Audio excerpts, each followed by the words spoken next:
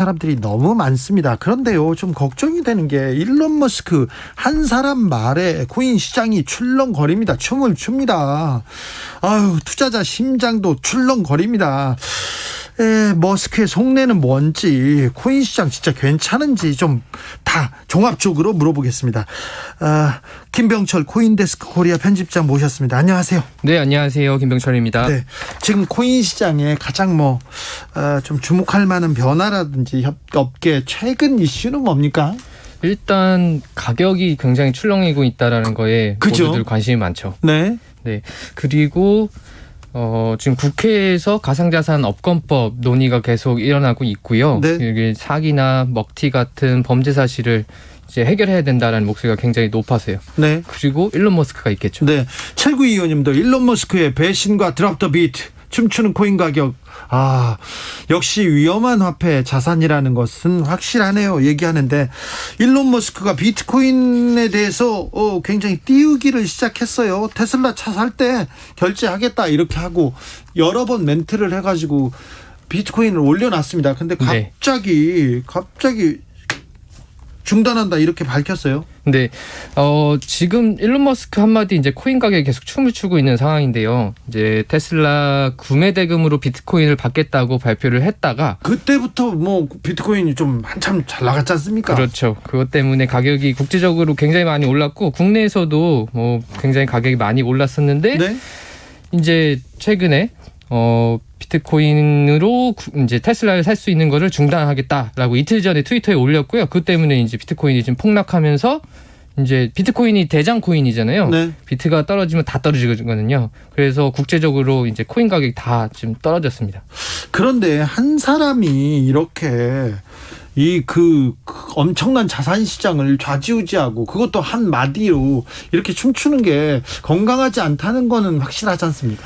아무래도 이게 건강하진 않은 것 같아요. 이게 굉장히 시장이 크고 유동성이 크면 사실은 유명인 한마디에 이렇게 가격이 출렁이지는 않을 텐데 지금은 사실상 제가 보기에는 예전에 도널드 트럼프 미국 대통령 트위터 한마디에 전 세계가 흔들렸던 것처럼 네. 지금은 일론 머스크가 그 다음 타자로 이 코인 가격을 흔들고 있는 것 같습니다. 1935님께서 테슬라 덕분에 비트코인 투자자는 망하고요. 다치코인 투자자는 돈 벌게 생겼네요. 다치코인은 뭐죠?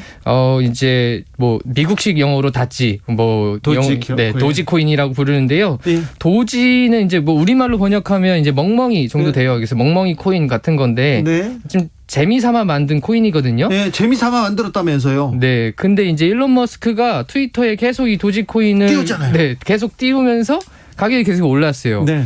이게 이제 한 8년 정도 한 10원도 안 되던 코인인데 일론 머스크가 계속 트위터에서 언급을 하고 자기도 샀다라고 하니까 최근에는 900원까지도 올랐었습니다. 개발자고 뭘 또 하겠다고 하는데 네, 그런데요. 그러면 그 일론 머스크는 도지코인을 많이 확보해 놓고 비트코인을 띄운 다음에 여기를 버리고 이 도지코인으로 간 겁니까?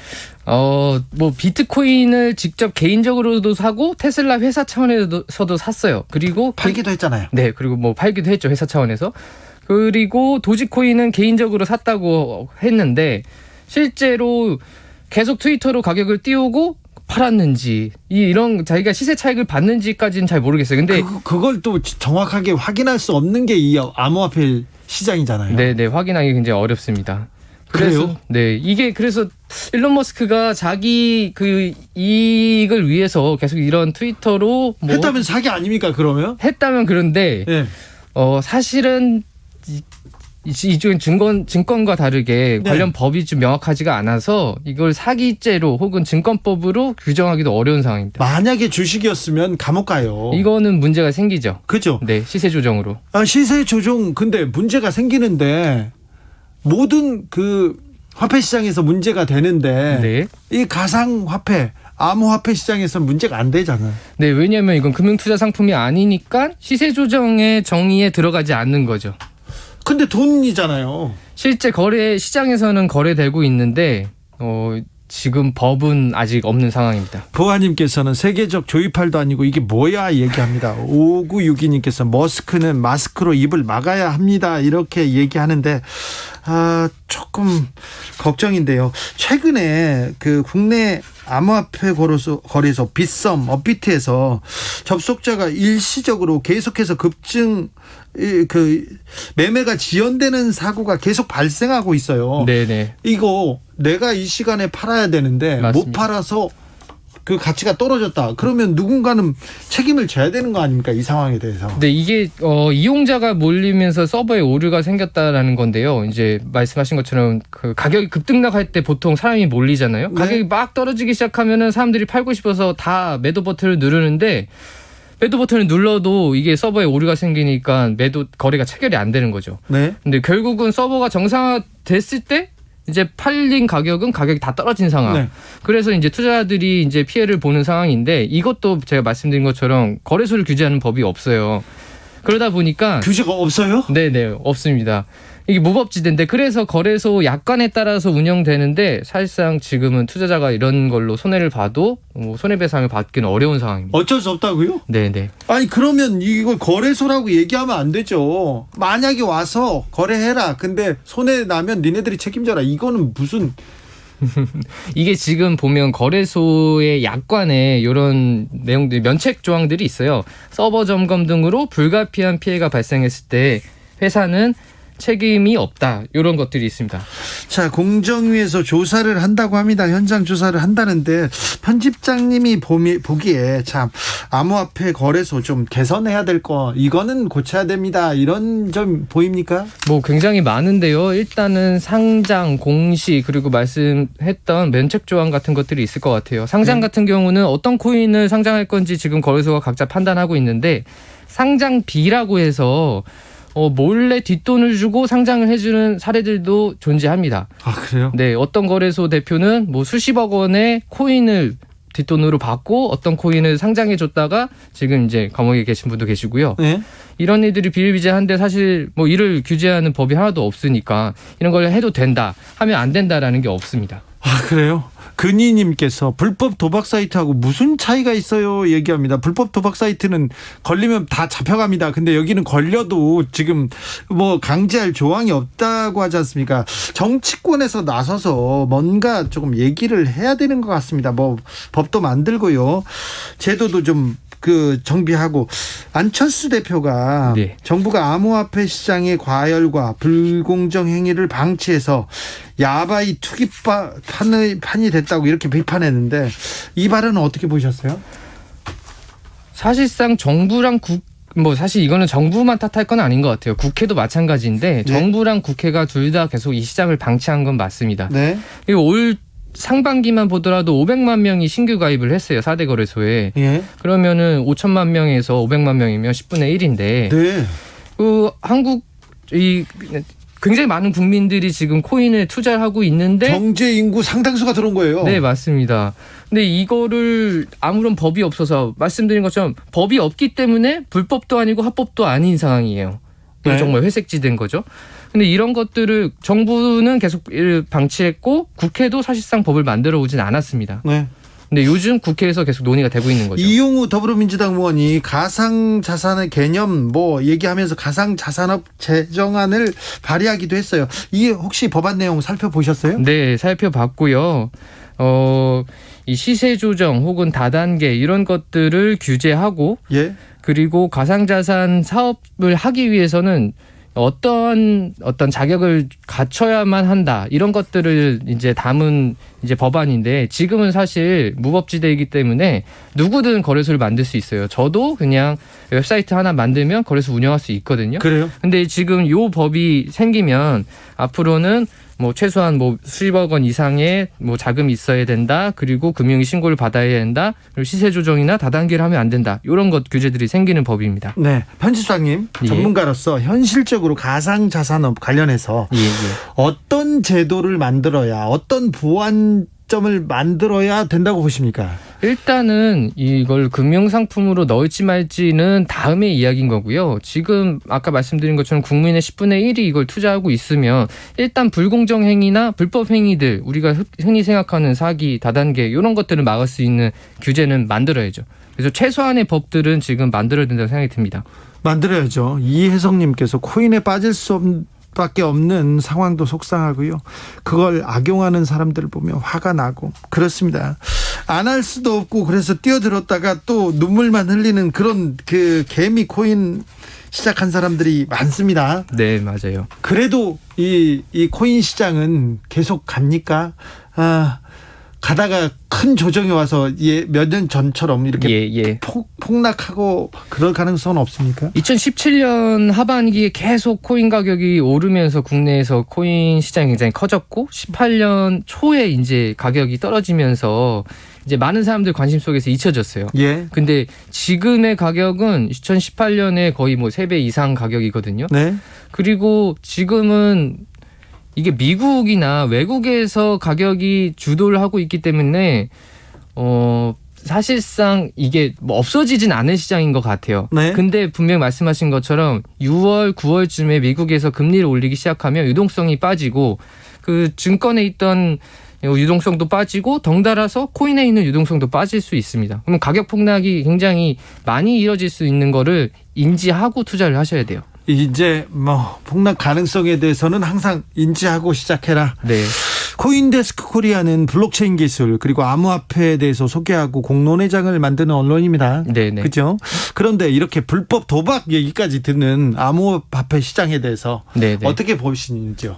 저는 이게 블록체인 기술이 있고 또 코인이 있어요. 네. 코인이 무조건 다 블록체인 기술은 아니거든요. 근데 네. 지금 많은 사람들이 투자 자산으로서 코인을 보고 투자를 좀 하고 있는데 이 코인이 블록체인과 이꼴은 아니다라는 걸 좀 아셨으면 좋겠고 예를 들어 지금 질병청에서 하고 있는 뭐 백신 앱 같은 것도 블록체인 기반의 기술을 활용한 거거든요. 네. 그래서 앞으로 지금은 이 너무 시장이 제대로 조정돼 있지 않아서 어떤 도박적인 투기적인 성격만 좀 보여지고 있는데 그런 것보다 좀 더 건전한 방향으로 이 블록체인 기술 그리고 코인들이 좀 더 사회 실생활에 활용될 수 있는 미래가 빨리 오기를 좀 기대하고 있습니다.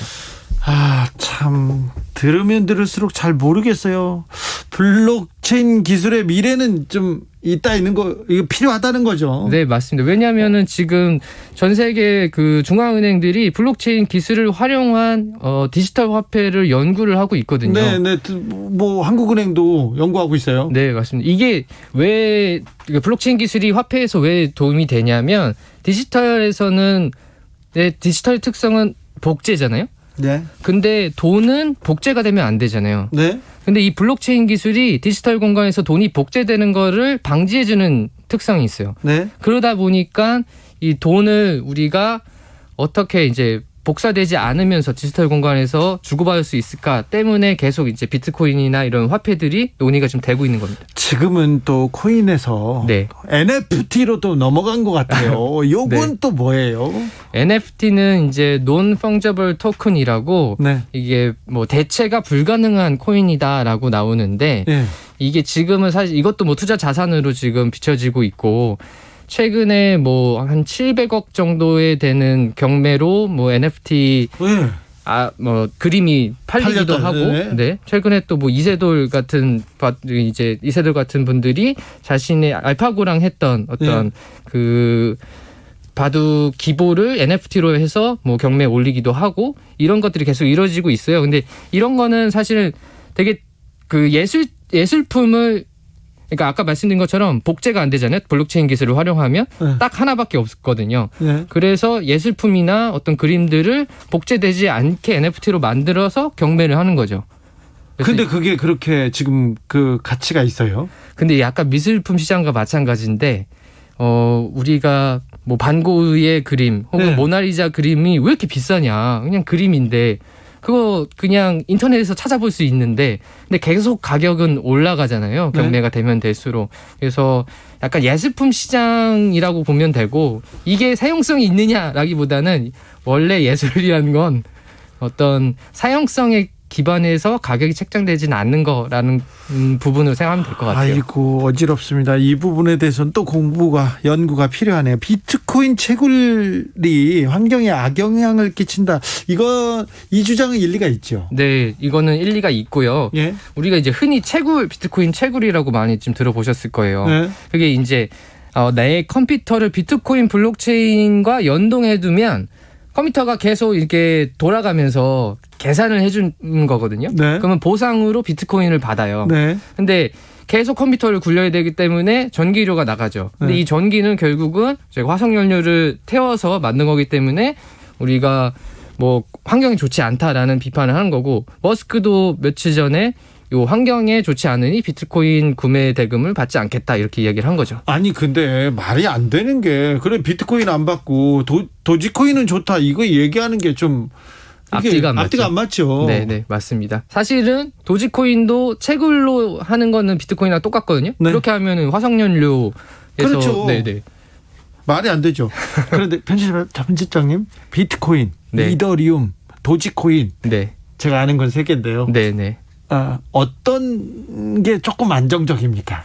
가장 안정적인 건 아무래도 비트코인이라고 그래도요? 보고요. 예, 왜냐하면 이게 가장 시장이 크고 유동성이 커요. 그래서 일론 머스크 한마디 하면 도지코인은 뭐 1000% 오를 거를 비트코인은 뭐 한 10% 오르거나 이럴 수 있습니다. 그래서 훨씬 상대적으로 안정적이죠. 아, 그래요? 그래도 안정적입니까? 상대적 안정적입니다. 알겠습니다. 다파허님께서 코인하고 코카인하고 유사한 느낌이에요. 그런 얘기도 하셨고요.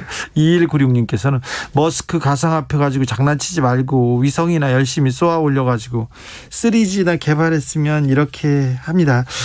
자, 우리 정부 그리고 우리는 암호화폐 관련해서 어떻게 대비하고 어떻게 바라봐야 합니까?